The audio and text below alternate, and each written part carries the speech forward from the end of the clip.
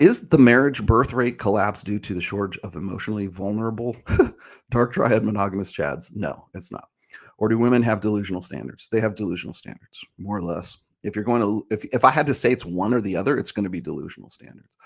Um, I'll reiterate this. I'm actually working on an essay about this. I've got probably 3 essays in my drafts folder for Substack. If you don't follow me on Substack, please do. The link is in the description right there. If you have to go below the fold and click more, then you're gonna have to go get it to get the link. But the link is there. But follow me on Substack because I'm actually talking about this on Substack. Not so much the fertility rates or the birth rate collapse. By the way, marriage cause. I just should call you MCD. MCD. The fertility crisis has been, at least in the United States, has been something that we've been below replacement levels since the mid 70s. So don't let anybody tell you this is some like new thing. Oh my gosh, these women with their unrealistic standards. Well, if we're gonna blame it on unrealistic standards, we're gonna blame it on emotionally vulnerable dark triad monogamous chads, right? We need to go all the way back to like 1975, 1976 to like sort of get a grip on all of this. And I don't think that the conditions, like the sexual marketplace conditions in the mid 70s, are anything like they are in the mid 2020s. So we have to sort of look at those, and it's a confluence of a lot of, it's like a perfect storm, right? It's a confluence of a lot of other things that are going on as well.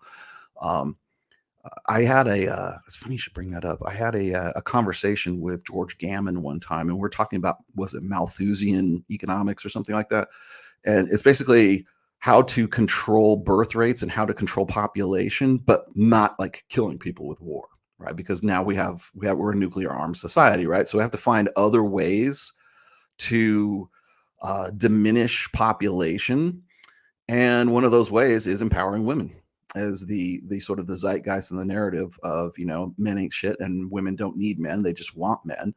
And so as a result, you see more and more women unable to find guys that are acceptable, that are marriageable, that are economically attractive. And so the more we empower women, the less and less there's going to be men who are good candidates, because what you're doing is you're taking sort of this empirical reality of evolution, of the way that women's nature. Women can't look up to a guy who is her equal. They're not looking for an equal. They're looking for somebody who is above them, is stronger than them, makes more money than at least half again, if not more than they make. And the one thing I was going to tell you, and I mentioned this before, and as I said, I'm writing a Substack about this, but most modern women, certainly like the latter half of the millennials and like all of Gen Z right now, they're, for women in like westernized countries, they want to live out the narrative of Pretty Woman. They want to be the hooker with the heart of gold, right? They want to be able to around, and I don't mean that in like, I'm saying this sort of like flippantly, but they want to be able to ride the cock carousel, whatever the red term parlance is. And then stick what Dalrock calls sticking the landing. Like he's got to stick the landing, right? Buzzer beaters, if you prefer, Coach Greg Adams, but it's the same thing, right? It's like get out of the club before the lights come on at the club, and find some guy to go off into perpetuity with, and that's usually the way things have been working out. You're looking at women who are sort of looking for that short-term sexual thrill from 18 to about 28, maybe 29, and then 29, 30, 31, that's the epiphany phase. And that's when it's like, okay, I need to find some guy who is ready for the long haul. I've had my fun. No more fun for you. We must get serious. And it's usually those guys, the guys who are willing to commit, aren't certainly not the dark triad, emotionally vulnerable chads, right? The girls are the guys that they can't lock down. And so sticking the landing is something that women think they're going to be able to do. And even if it to the point where they will try to convince themselves, women are really good at gaslighting themselves. That's how they, like when women say, oh, he's gaslighting you, this guy's gaslighting you, blah, blah, blah, blah. First of all, they don't even know what gaslighting is. And second of all, women are much more effective gaslighters of themselves than men will ever be of women, because women are suspicious of men.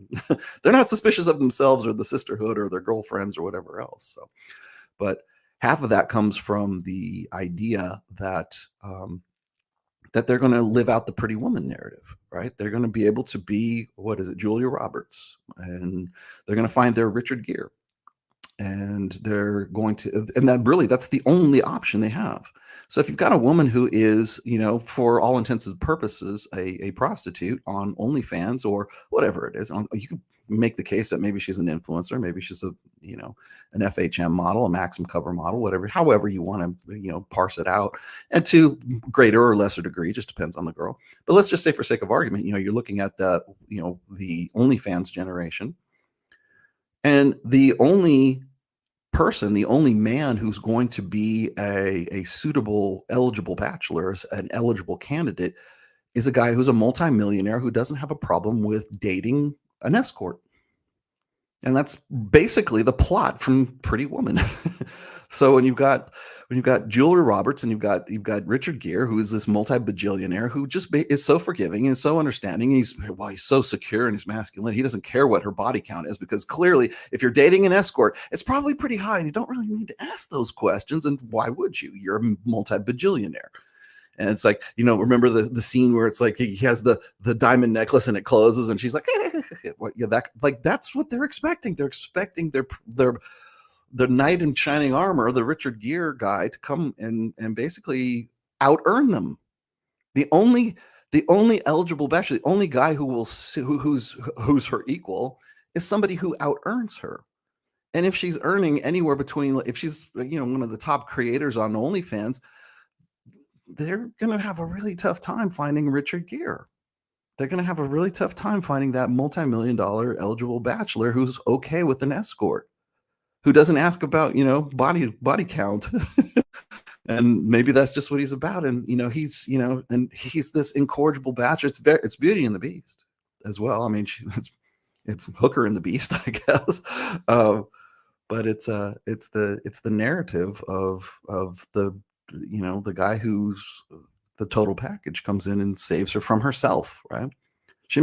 Why would a top earning OnlyFans girl, or a top earning prostitute, or a top earning model, however you want to slice it out, if a woman is making, let's just say this, I don't even want to call it a sex worker. Let's just say, if a woman is making money off of her sexuality and advertising her sexual availability, and looks good and looks fantastic and makes a lot of money doing it, you don't even have to be on OnlyFans. You could be just you could be a swimsuit model. You could be a lingerie model.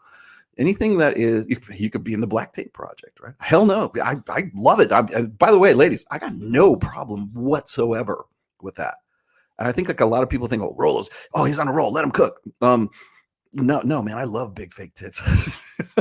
I love thigh gap. Thigh gap is the ultimate test of a woman. Okay. I mean, it's not big booties, it's a thigh gap, ladies. I like athletic builds on women. Simple as that. And I don't care if you're black, you're white, you're Asian, you're Latina. Do not care. I'm a equal opportunity sexist. You have one criteria: hot and available.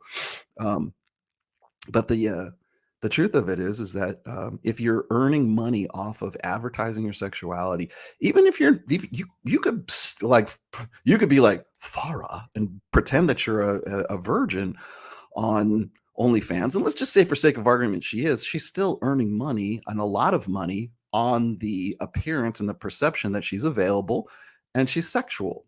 So if that's what you're doing, and you're making more money doing that than you could if you went to 8 years to become a nursing, surgical nurse, or a physician's assistant, or PA, or whatever it is.